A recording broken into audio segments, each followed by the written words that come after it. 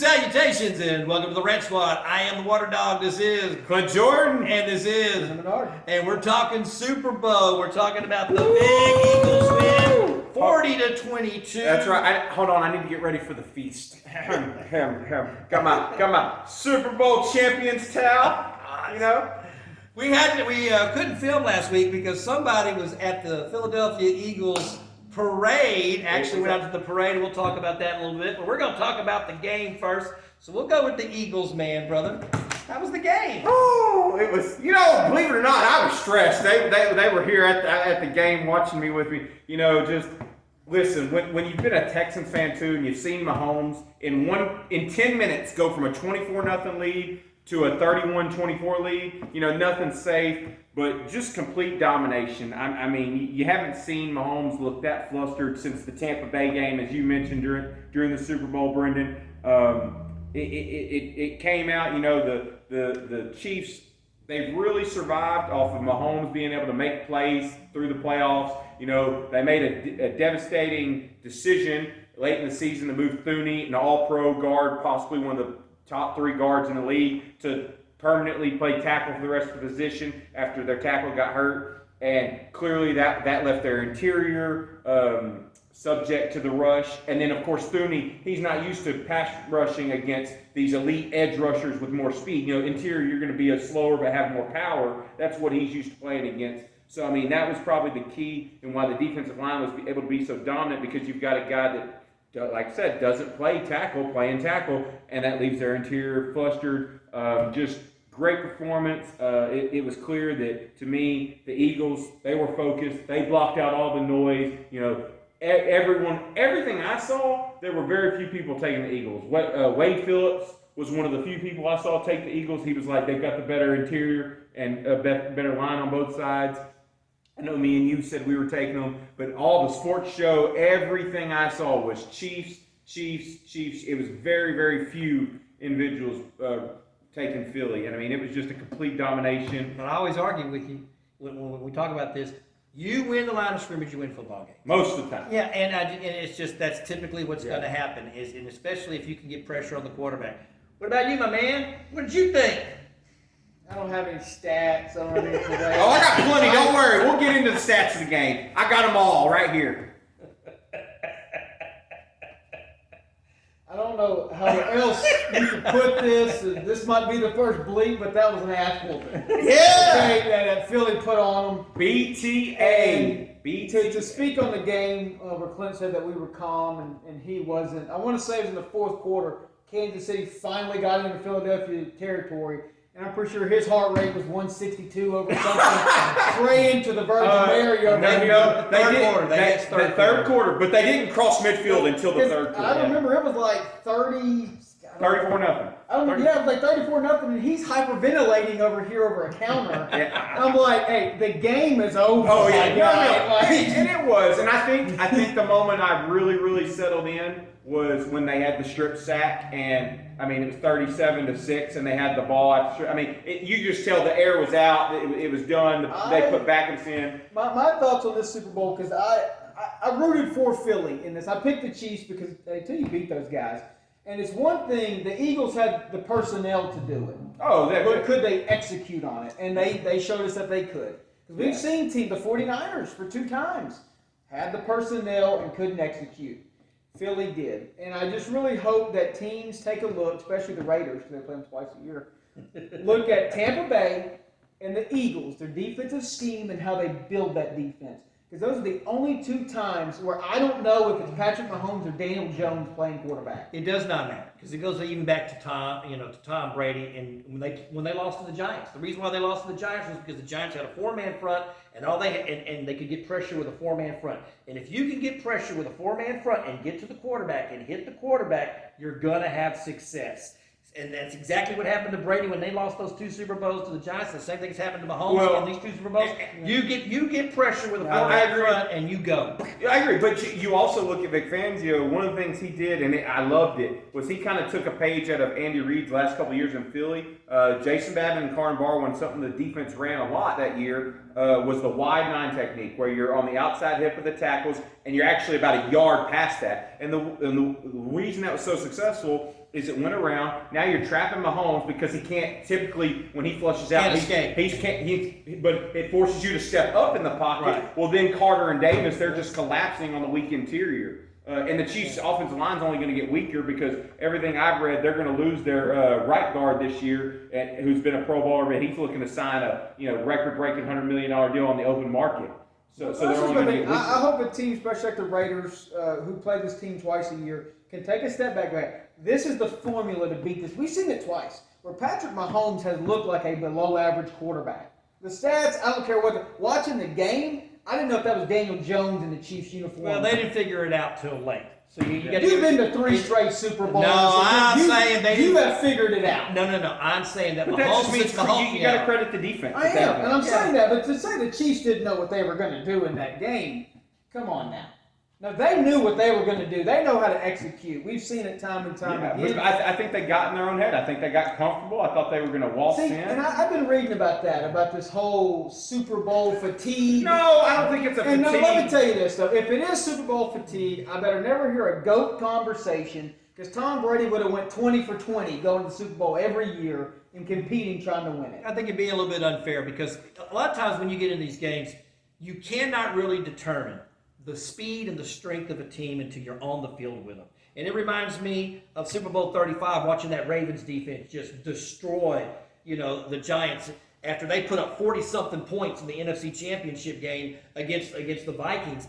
And they had that game, and then they go into that speed where there's just nothing but speed. And one of the things that their head coach was saying, they don't know how fast you are. Same thing with Jimmy Johnson when they were playing against the Buffalo Bills. They don't know how fast we are. Denver and Seattle. Yeah, they don't know. They can't judge it. You can sit there and game plan all you want to, but until you get out there mano a mano, sometimes that other guy, he's just better than you. And this was the case where the Eagles' front four was just that much better. They were. And I give a credit because I want to emphasize that, in my opinion, the Chiefs' defense did not lose this game. They came in. I'm pretty sure if you handed any Chiefs fan, if you said, hey, you're going to get to keep Saquon Barkley to 2.3 yards a carry or whatever, it was less than 3, they'd have signed up for it.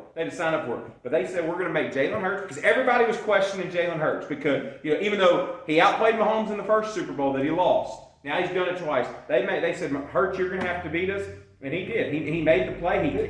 He made one mistake, and it was that where he got bumped. He was under pressure, so a little bit understandable. Made one mistake. He made them go out and beat him. And one thing that it's going to be a shame that I feel like in 20 years, when people look back on the Super Bowl, it's going to look a lot closer than it was because of that final score being. No, they're going to talk about that first half for forever. I'm sorry. Oh yeah, because you were up 34-0. It's nothing before but the Chiefs scored. Yeah, it's nothing but garbage time after that. Absolutely. All they're doing is playing the clock. That's what I mean. Mahomes' point. stats are inflated, but he did not play that well. No. Like I said, through the third quarter, they had crossed midfield one time. In the first half, they had one first down, which was on their first play from scrimmage. Travis Kelce held to no catches in the first half. I think I read that was the first time in his playoff career that he had held to no catches. Correct.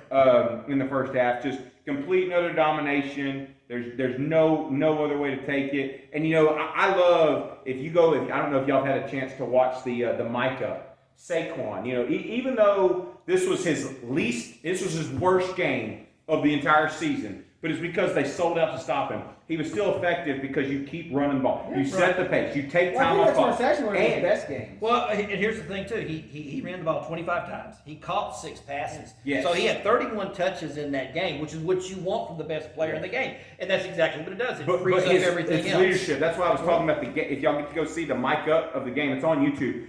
He's always, after a big play, he's like, all right, guys, we got to bring it back right here.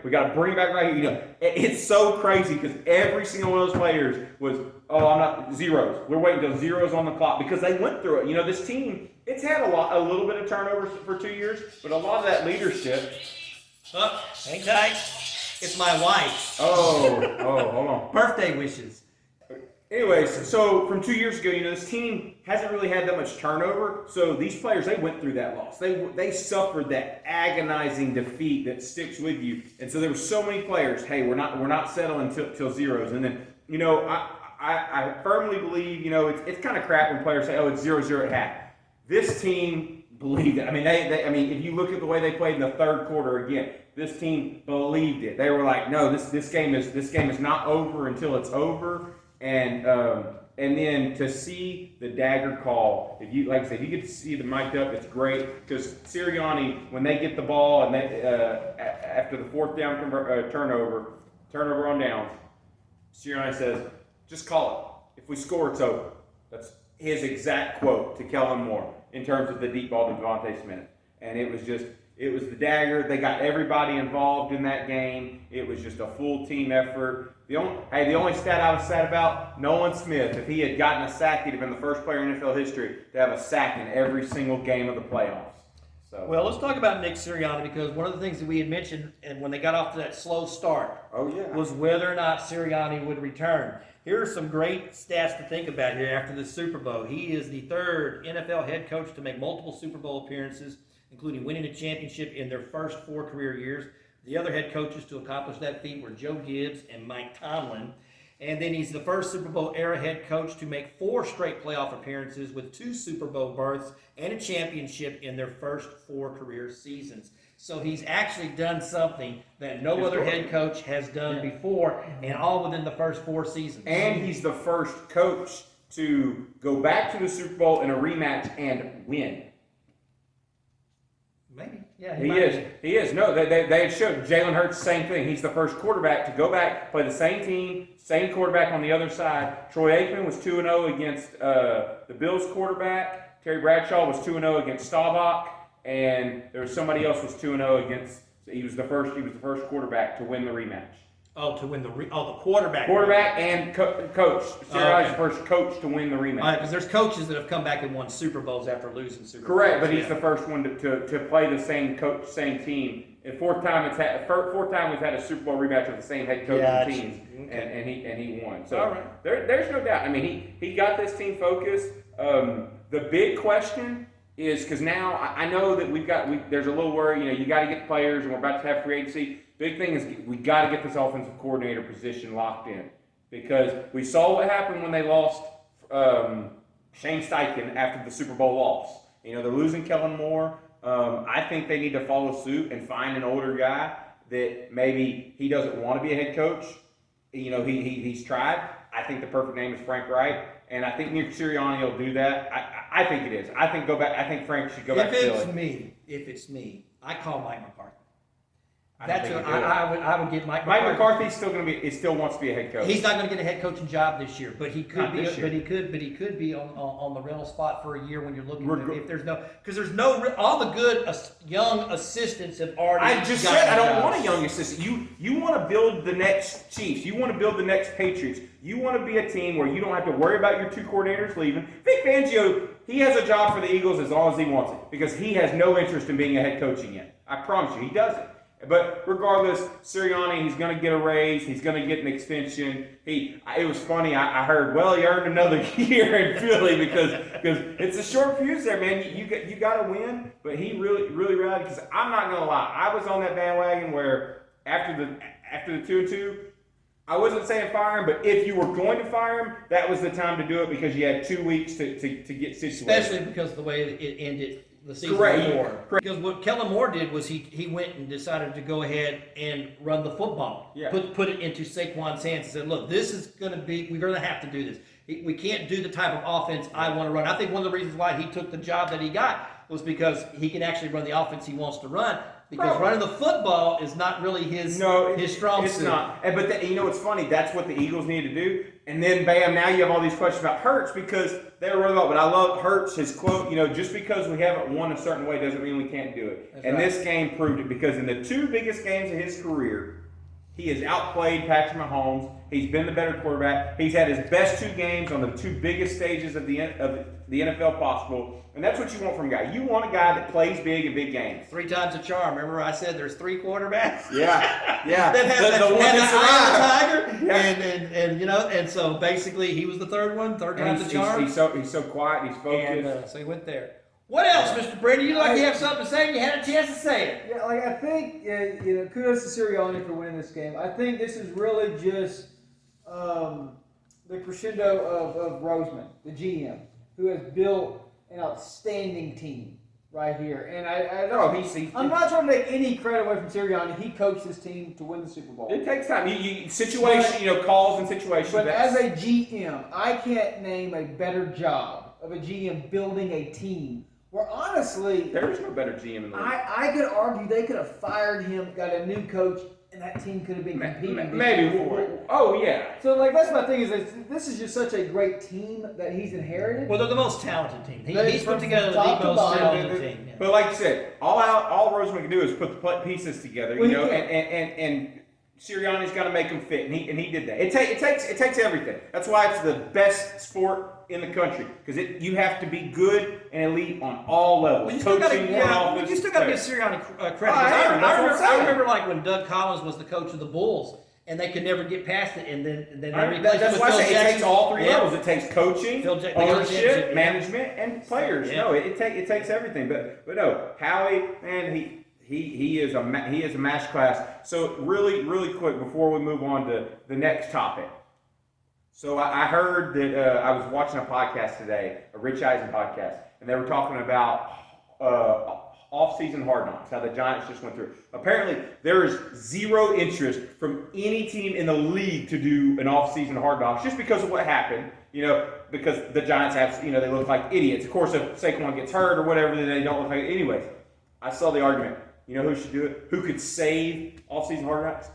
Howie Roseman. He says, let me show you how it's done. I don't think they should either because, hey, when they've got secret sauce or something, man. You just don't want distractions. The only reason why I would never want to do it as a head coach is I don't want the distractions and I don't want cameras in my locker. Yeah. I just don't want it in my locker room. So. But yeah, no, just from the top down, the Eagles just masterclass of the season, a historic season. Barkley's only the third rushing leader to win the Super Bowl. Just historic from top down. All right, so let's go ahead. Do you think that there could what could cost Sirianni his job? Because we saw this. Philly won the Super Bowl, and then what was it? 2-3 years later, Peterson was gone. They fired Peterson. But Peterson went. I mean, it would probably be the same boat. So you look at Peterson, he got to the playoffs the next year.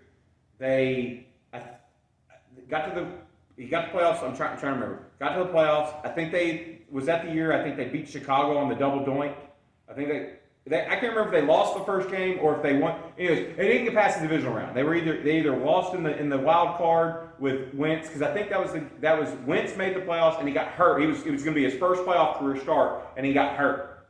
So that happened, and then the next year they were just bad. Just collapsed. They just collapsed. That was the year that Wentz was just. You also got to remember that was also the year that they drafted Hurts. They put Hurts in towards the end of the year, and then the last game of the season, I think what really lost it for Doug was they took Hurts out and put in the third string. It was like, oh, let's see what we've got here, and I think the city was just tired of it. But I mean, he literally had two, just horrendous seasons, and I think Sirianni was set up for that. If Sirianni goes one and done I told y'all, if he didn't make the NFC Championship game, he was gone. So I think it would take 2 really poor years. It just shows in Philly you have a short leash. The Super Bowl really doesn't buy you 5 or 6 years. No, but hey, listen. Especially with in all honesty, there's very few teams that are in a situation where they're going to retain their coach.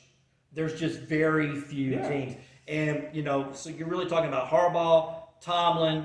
You're looking over there with the Chiefs head coach. But he's winning, obviously. And the Rants head coach. The names are eluding me right now. But that's it. If Philly doesn't make a conference championship with this team, I think they're fine. I think he's fine if they don't make a conference championship. It'd be 2 years. If there were 2 straight years of disappointment, then you got a lot to factor in. Did they not make it? But did they have injuries? You've had this team for so long, and this is a great team. Correct. To potentially repeat. No, they are. They're I'm really, just saying this is a great team. I've already looked at everything. They're losing Mekhi Becton, the right guard. I'm not worried about it because their offensive line coach is great. Josh Sweat on the defensive side, he's like their 4th best defensive lineman. I'm really not worried about that. He can go because he's going to want money. They're losing a D tackle who's like their 5th string D tackle. The big one is Zach Bond. He's a free agent, but everything I've read, they're either extending him or franchise tagging. Howie will find a way to keep that. But offensively, they're really not losing much. I wouldn't even be worried about him because Sirianni's gone through different coordinators, You know, I'm telling you, that's the key. They got to get the coordinator right. There's talk they want to hire from within. There's talk that it sucks. We just won the Super Bowl. We're already talking about it, but that's the big one. You get the offensive coordinator right. So let's talk about this real quick. Let's go into the next big topic here. Do the Eagles repeat?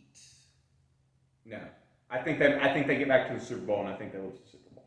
I don't think they repeat. I think they have the best overall team going into the next season. We don't know the draft or free agency, but I think they have the best nucleus of a team. Repeats are so hard. They'll be. Listen, if you give me the field or one team, obviously you take the field. I think they'll be the betting favorites to repeat. Yes. I think most people, when you looked at the Chiefs when that year they repeated, they had a terrible offense for all year. So a lot of people didn't. I think they will probably be the best odds to repeat, but I think you're looking at a Seattle situation. I think they're going to make the Super Bowl. I don't think they'll win it. Who challenges them in the NFC? I'm really iffy on the Lions. I think the Lions are either going to go all the way or they're going to collapse because now that's two major upsets 2 years in a row. I don't know how much heartbreak they can get through. I think the Commanders take a small step back because it'll be Daniel's second year. But they got a lot of cap space. They do. The Commanders can spend some money. I think the Bucs are going to keep building. I don't know why. The Bucs have had the Eagles' number. Okay, look, they've lost like 4 or 5 straight games against them. I think the Bucs are going to continue to build. You ready for this one? Oh, tell me. We are going to fulfill the prophecy with Aaron Rodgers going to the Vikings. We are going to fulfill the Brett Favre prophecy for Green Bay. The Packers, another year with Jordan Love and that young team. I think there's plenty of teams. I want to say San Francisco if they're healthy, because when they are healthy, that is a great team. Rams. What if they keep Stafford? Because that's a young team, and that was a team that came the closest to beating the Eagles. Yes, they did. You're talking one play away. That's a one play away team right there. If the Rams keep Stafford, they might be the biggest contenders. Somebody from the North, the Vikings, it's going to depend on if they keep Darnold or what their quarterback situation is. I don't think there's a clear answer to that. There's not. AFC.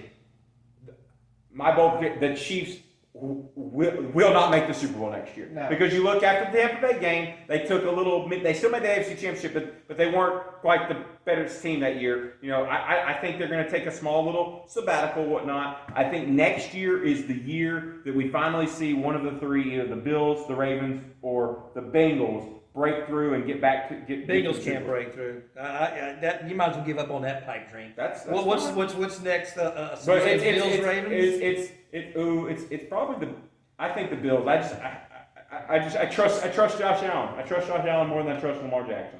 Well, I do trust Josh Allen more than I trust Lamar Jackson. That's for sure. Okay. All right. So that's kind of a snippet pivot. So let's talk about the parade. You don't want to ask about my AFC? Oh yeah. Sorry. Hold on. Go ahead. I thought we finished up. The Raiders. We already know. Blah blah blah. Raiders. Who the quarterback's gonna be? But the Raiders are coming. See what I mean, folks? Pride and poise, boys. Pride and poise. Oh my gosh. Oh lordy. Okay. Fire. So let me fire that burns brightest in this organization is the will to win. Okay. All right, Brendan. We can just mute his mic whenever I'm just kidding. You're gonna laugh when they spend $92 million to get a good quarterback, okay, and they win that damn division. All right. Yeah, I will laugh. The parade, y'all, that was an experience. I really regretted 2 years ago when the Astros won not taking the day off of work and going. So this time, I was so excited. It was not doctor recommended, let's just say that. My oncologist, was not the happiest person in the world, but I went, man, it was great. We were out there in the blizzarding cold for 6 hours before parade started. We got out there at 5:15 in the morning to get our spot first in front. It was 25 degrees. Wind chill of down to 15. Wind, I think, was kicking at about 30 miles an hour. It was blizzarding cold. Got some great shots, though. Some stats. How about some stats for the parade? It started at 11. It went to about 1:30. That's when the speeches started. We had one GM hit with a can and bleeding all over his forehead. Howie Roseman bleeds for this city, baby. You can already get the T-shirt. 2 were shot in the parade. I'm happy doing that. They did not die. They're good. They're in the hospital. There was one wedding during the parade. One couple got married. The bride, did have on an ankle monitor. There was one couple who jumped the gate in the middle of the parade so that the guy could propose.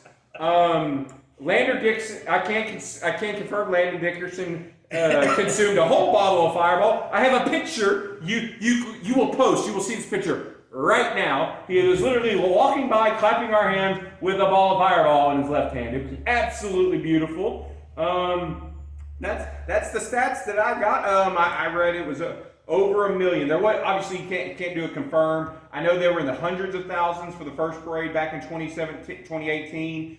This time they were expecting 1 million, and it was well more. I mean, Brendan mentioned earlier, you see the pictures, the line to the train stations were absolutely insane. Oh, another stat: it took us an hour to get out of the parking lot when we were leaving the parade. It was insane. It was a great experience. And when you talk to the players, they said, and I talked to a lot of fans. We went with some friends we had there in Philly. They said the first one felt more of a breath of fresh air. Like finally got right. We got there. This one, if you talk to him, it was more celebration because it's like we already had the monkey off the back. Now we can just party. And boy, do them Eagles fans know how to party. Oh, and there was no law about the cops are like right there. Nobody was getting tickets for public intoxication. Nobody was getting tickets for common polls. Everybody was on bus stops. It did not matter, baby. We were celebrating. With that tale of the tape, Clint, I think Philadelphia is the most American city I've ever heard of. Because with all those in one, you were just missing a Cops episode. The Cops ran a Philly special. Okay. Like for fun, they were getting involved in the playing tush bushes. Yeah, no, they ran a tush bush like as a joke. Like there's a video of it. You can go find it. It was beautiful. They were involved. Even cops are running this play in the streets. Saquon was. They were letting the players get. And listen. Oh, by the way, the Philly fans. So I don't know if they do this at all the parade. We were in the crowd throwing beer to the players on top of the buses. Okay. The cops were not stopping anything. They were handing us the beer that didn't make it up there, and like so we could throw it again. Like it was wild stuff, man. It was the West up there. And listen, no wonder why you only get to win twice. Listen, hey, I'm a Texas Philly fan, so you know I've got a good bit of respect and some Southern manners. Let me tell you about this. This is what was funny. The Eagles chant started. I've never heard Eagles so many times. I've never heard it spelled so many times in my life in a 24-hour period. What? Is it spelled correctly? Well, a sidebar. We went to a local place that makes their own Eagles merch, and apparently the mayor in a speech spelled Eagles wrong. She forgot the A. They made a T-shirt out of it. But back to where I was. At 7 a.m, we've got our side of the street, and there's another side of the street, and we're like having an Eagles chant off. We're booing their Eagles chant. Like, it's hilarious. Like literally, if there wasn't a gate in between us, there might have been a fight between Philly fans hours before the Super Bowl parade started. For who could cheer better. Who could cheer better because it was. Only in Philly. Listen. I'm telling you that they're crazy up there. I'm a special fan because I come from Texas, but that is a breed up there, man. They are just crazy, and it was a really fun time. I'm glad I got to go. It was an experience to say the least. All right. Well, they're Super Bowl champs with a 40-22 victory, man. So congratulations, Philadelphia Eagles and super fan Mr. Clint over here. Oh, I got this towel from the parade, by the way. Oh, okay. And this hand got to clap the hand of every starting offensive lineman, except Lane Johnson. He was on the first bus with the Lombardi. Okay. Well, folks, that's all we got time for, man. We appreciate you watching. This has been our last episode. You're going to catch us here. We're going to start the big old 2025 season. We'll probably hit that right around the draft. Till then, man, we've been the Rant Squad. I'm the Water Dog. This is Clint Jordan. This is, and gang, we are out of here. Fly